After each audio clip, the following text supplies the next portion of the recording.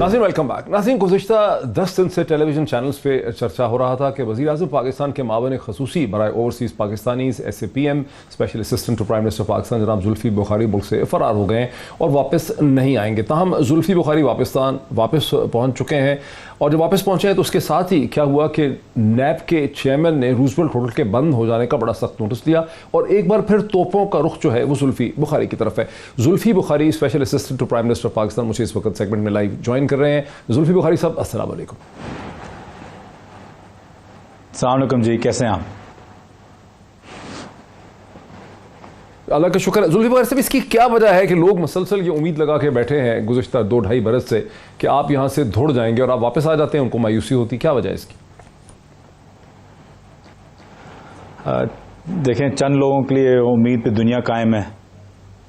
ये है कि कई मीडिया एंकर्स ने और कई लोगों ने ख्वाहिश की थी कि जी फरार हो गया है, भाग गया है, और मैं अगर 10 दिन के लिए अगर लंदन गया हूँ क्योंकि मेरा बेटा हुआ था, तो मुझे समझ नहीं आ रही कि इसमें इतनी तकलीफ दे बात लोगों को क्यों होगी कि फ़रार हो गए। अपने लीडर्स को शायद देख के ये समझते हैं कि जब कोई बाहर जाता है तो फ़रार हुआ होता है, वो आदी हो गए होंगे उन चीज़ का। चलिए, आपको बहुत मुबारक हो बेटा होने पे, आपको बहुत मुबारक हो हम सब की तरफ से, 92 न्यूज़ की तरफ से। मैं एक सीनियर सिविल सर्वेंट से फेडरल ब्यूरोक्रेसी के बात कर रहा था। मैंने उनको कहा जुल्फ़ी बुखारी तो वापस आ गए हैं, आप लोग सारे कह रहे थे। उन्होंने कहा कि हाँ आ तो गए हैं बड़ी मायूसी से, लेकिन उन्होंने कहा कि अल्टीमेटली दौड़ ही जाएंगे। उसकी वजह ये कि ये हर प्रोजेक्ट में जुल्फ़ी बुखारी जो है वो पाकिस्तान के हर प्रोजेक्ट में हिस्सा बन गए हैं। वो कहने लगे कि पता नहीं नॉर्थ साउथ पाइपलाइन जो है उसमें भी जुल्फ़ी बुखारी जो है उसमें भी कोई रोल प्ले कर रहे हैं। ये क्या वजह है कि लोगों में ये तासुर है आपके ओपोनेंट्स में कि आप अपनी मिनिस्ट्री के अलावा और जगहों पे भी इन्वॉल्व हो गए? नहीं, मैं किसी और चीज़ में तो इन्वॉल्व नहीं हूँ। NCC है कंस्ट्रक्शन में, जिसमें इन्वॉल्व हूँ क्योंकि कंस्ट्रक्शन का बैकग्राउंड है मेरा, और ओवरसीज़ एक बहुत बड़ी मार्केट है। उसके अलावा तो कोई और चीज़ नहीं है। जहाँ तक रोज़वेल्ट की बात थी तो उसमें एक टास्क फोर्स बनी थी जिसमें मैं उसका हिस्सा था, और अलग अलग चीज़ें आती रहती हैं जहाँ कई मिनिस्टर्स अपने मिनिस्ट्रीज़ के अलावा भी मौजूद हैं। आप हमाद अज़हर साहब को देख लें, रज़ाक दाऊद साहब को देख लें, किसी और को देख लें, तो हर मिनिस्टर कई ऐसे टास्क फोर्स में है या कई ऐसी कमिटीज़ में है जो शायद डायरेक्टली उनके मिनिस्ट्रीज़ के साथ रिलेट ना करता हो। तो जैसे बाकी हैं वैसे मैं हूँ। अच्छा, लेकिन नॉर्थ साउथ गैस पाइपलाइन का जो प्रोजेक्ट है उसमें नहीं आपका कोई रोल, ये तासुर बिल्कुल गलत है ब्यूरोक्रेसी का। नहीं, वो तो बिल्कुल मेरा कुछ लेना देना नहीं है उसमें, लेना देना ही नहीं। अच्छा, रूजवेल्ट होटल बंद हो जाने पे चेयरमैन नैब ने बड़ा नोटिस ले लिया है, वहां पर आपका क्या रोल है और रूजवेल्ट होटल कुछ हमें समझा सकेंगे कि क्यों बंद हो गया है, क्योंकि लोगों के लिए बहुत शॉकिंग है। अगेन ये एक तासुर पैदा हो गया कि पता नहीं मैं प्रेसिडेंट ट्रम्प को या जैरेड कुशनर को या किसको क्या बेच रहा हूँ, और वो बात भी ऐसे करते हैं जैसे कि प्रेसिडेंट ट्रम्प उनका बस चाचे का बेटा है और रोड पे खड़ा हुआ है रोज़वेल्ट के लिए। तो ऐसी कोई बात है नहीं, ना कभी हमारी गवर्नमेंट में किसी की बात कभी अमेरिकन गवर्नमेंट के साथ कोई बात भी हुई हो, तो ये सरासर झूठ है। प्रेसिडेंट ट्रम्प या जैरेड कुशनर का नाम भी कहाँ से आया ये मुझे कुछ पता नहीं है। किसी PIA वाले ने बोला था कि शायद 10 साल पहले ट्रम्प या कोई इंटरेस्टेड होगा, इसका हमें ना पता है। वो जिसने बोला है उनको बुलाएं।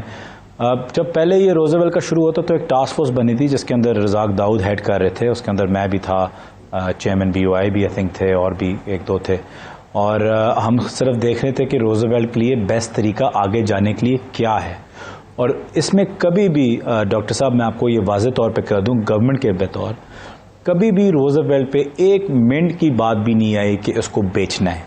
तो ये एक पूरा बनाया हुआ एक प्रोपेगेंडा अपोजिशन से और कई जो उनके चंद एंकर्स हैं इधर उधर, उनका बनाया हुआ है। कभी बेचने की बात ही नहीं आई। गवर्नमेंट ने पहले दिन से ये स्टेप लिया हुआ था कि रोज़वेल्ट के लिए जो टास्क फोर्स बना था सिर्फ इस चीज का बना था कि आगे इसको कहां लेके जाना है, एज इन नेक्स्ट स्टेप इसका क्या होना चाहिए वैल्यूएशन के लिए। तो हमने सजेशन दी थी कि एक टॉप 3 जो कंपनीज हैं अमेरिका की कंसल्टेंसी के लिए, उनको हायर किया जाए और उनकी रिकमेंडेशंस पूछी जाएं कि क्या क्या कर सकते हैं हम इस बिल्डिंग के साथ। मतलब इसको हम होटल अपार्टमेंट्स बनाएं, या अगर ये 20 स्टोरी की बिल्डिंग है इसको 30 स्टोरी की करके होटल रोजवेल होटल ही रखें, या इसको मिक्स्ड यूज जो 7 वाली बिल्डिंग्स हैं वो 108 फ्लोर्स पे हैं तो इसको भी 108 हम 100 फ्लोर्स पे ले जाएं, इसके लेवल्स बना दें और इसको मिक्स्ड यूज बना दें। लेकिन इस सब चीज़ों के लिए आपको पहले पता होना चाहिए कि आपकी राइट की बिल्डिंग कितनी की लीज हो रही है, लेफ्ट का क्या रेंट आ रहा है, आगे जो है उसका क्या यूसेज है। तो फाइनेंशियल एडवाइज़र का हमारी रिकमेंडेशन थी CCOP की, उनने रेकमेंड की, टास्क फोर्स ख़त्म हुई और प्राइवेटाइजेशन ने फिर एक फाइनेंशियल एडवाइज़र के लिए अभी टेंडर कर दिया है और अब प्राइवेटाइजेशन उसको आगे लेके जाएगा। बेचने की कतन कोई बात नहीं आई और ना कभी आएगी। तो ये बिल्कुल एक बनाया हुआ एक झूठ है। ये तो बड़ा अच्छा है कि आपने टेलीविजन पे ये वजाहत कर दी कि रूजवेल्ट होटल को बेचने का कभी कोई मंसूबा नहीं था। टास्क फोर्स उसकी एक फाइनेंशियल रिकंस्ट्रक्शन करना चाह रही थी कि इसका हल जो है फाइनेंशियली क्या निकल सकता है। ये थोड़ी वजाहत कर दें कि अभी जो रूजवेल्ट होटल बंद हो गया है, जिसके बारे में पाकिस्तान के अंग्रेजी अखबार में छप रहा है कि ये 99 बरस में पहली दफ़ा हुआ है कि रूजवेल्ट होटल बंद हो गया है, उसके लॉसेस हैं। ये बंद क्यों हुआ है? क्या ये बंद इसलिए हुआ है कि इसकी रिपेयर्स होनी है? ये बंद इसलिए है कि ये फाइनेंशियली वाइबल नहीं है? क्या वजूहत हैं कि बंद हो गए? मुझे इसमें आपके 2-3 मिनट चाहिए होंगे डॉक्टर साहब एक्सप्लेन करने के लिए। देखिए, रोजवेल जो कई लोगों के 1-2 लोगों के यूट्यूब चैनल्स होते हैं, 2-3 लोगों की फॉलोइंग होती है, वो यूट्यूब में बैठ के बड़ा वजाहत करते हैं कि जी रोजवेल क्या है क्या नहीं है, और कुछ एक्सपीरियंस भी नहीं है इस चीज़ में। देखिए, रोजवेल होटल प्रॉफिट पहले बना रहा था, लेकिन जिसको इकोनॉमिक्स में आप जिसको कहते हैं डिमिनिशिंग रिटर्न्स, 5-6 साल 7 साल पहले उसकी 11 मिलियन की इनकम थी, उसके बाद वो 7 मिलियन की हो गई, फिर उसका प्रॉफिट 5 मिलियन का हो गया, फिर उसका प्रॉफिट 4 मिलियन का हो गया, फिर 3 का, और फिर अभी 17-18 में बेसिकली लॉसेस में के करीब आ चुकी थी और लॉस बना भी रही थी, बनाने की तरफ जा रही थी। ऊपर ये कोरोना से पहले, ऊपर से आ गया कोरोना, पहले ही से आपको लेकिन वजह क्या थी? वजह क्या थी कि लॉसेस ही लॉसेस पे? वजह क्या थी? डिमिनिशिंग रिटर्न क्यों थे सर? इसमें डिमिनिशिंग रिटर्न क्यों थे? जी, इसमें कई चीजें हो सकते हैं जी। इसमें देखिए जी, इसमें जो फाइनेंशियल एडवाइजर है वो ही ये चीज़ों की एग्जैक्ट बता सकेगा कि क्यों इस एरिया में होटल उस तरीके से नहीं चलते। शायद एक तो अमेरिका में, न्यूयॉर्क में एक ट्रेंड हो गया था कि आपने उस इलाके में, मैनहट्टन के उस इलाके में डाउनटाउन में ज़्यादा होटल्स आप देख रहे हैं। अगर आप पिछले 10 साल के देखें तो डाउनटाउन न्यूयॉर्क में सबसे ज़्यादा कंस्ट्रक्शन हुई है होटल्स की। तो एक रवाज हो गया था रहने के लिए डाउनटाउन। तो अब अप टाउन जो जितने भी होटल्स थे, जैसे कि फॉर एग्जांपल आप वर्ल्ड ऑफ एस्टोरिया देख लें, सबसे मशहूर होटल न्यूयॉर्क का, आई थिंक हिस्ट्री में, वो उसकी रेनोवेशन हो रही है, लेकिन वो होटल सिर्फ नहीं बन रहा, वो होटल शायद बने भी ना, वो शायद अपार्टमेंट्स ही बने। अभी तक उस पर भी डिबेट हो रही है कि वहाँ होटल अभी फीजिबल है या नहीं है, जो वर्ल्ड ऑफ एस्टोरिया जो इतना फेमस होटल है वहाँ का। तो वहाँ का मैनहट्टन का, वहाँ का एग्जैक्ट रवाज अभी थोड़ा सा शिफ्ट हो रहा है। एक ये वजह, एक डिलैपिडेटेड एक किस्म की बड़ी गंदी कंडीशन थी कंपैरेटिवली वर्ल्ड ऑफ एस्टोरिया का, रोजवेल का। अगर आप अमेरिका के बाकी 2 रोजवेल्स देख लें, उनकी रेटिंग्स आप गूगल कर लें, गूगल पे आप देखेंगे उनको 4 आउट ऑफ 5 स्टार्स उनको मिले हुए होते हैं।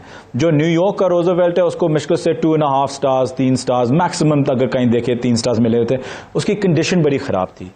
अब सर ये अभी टेक्निकल थोड़ी सी बात होगी, अब सर प्रीवियस गवर्नमेंट्स में या प्रीवियस एडमिनिस्ट्रेशंस ने रोजवेल के ऊपर लोन लिया था, कर्जा लिया हुआ था कि उसको रेनोवेट किया था, कई साल पहले लोन लिया हुआ था। ठीक है, उनने लोन लिया हुआ था। अब ये लोन था JP Morgan से, ये लोन खरीदा गया उसी कंपनी से जो रोजवेल की एयर राइट्स को ओन करता है, एयर राइट्स ऊपर से। ठीक है, तो उनने 105 मिलियन का लोन भी लिया। बड़ा अच्छा एक्सप्लेन कर दिया आपने। ऊपर एयर राइट्स है वो भी उनके हैं।